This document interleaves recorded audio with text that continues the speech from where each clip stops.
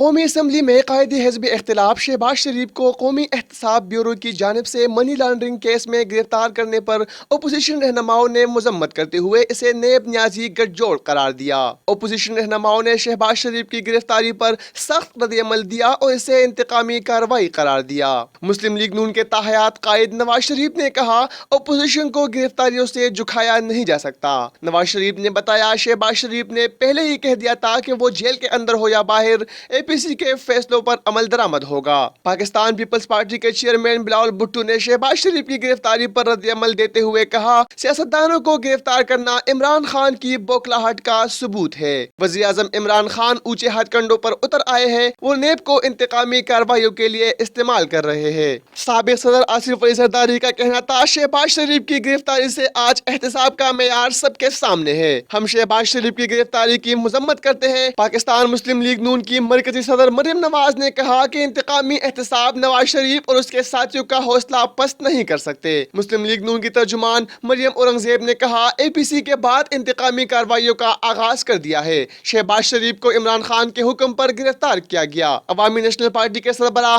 اسفندیار ولی خان نے کہا کہ موجودہ حکومت احتساب نہیں، سیاسی انتقام پر اتر آئی ہے اور اپوزیشن رہنماؤں کو ایک ایک کر کے نشانہ بنایا جا رہا ہے۔ شیراز احمد شیرازی، JNN اسلام آباد۔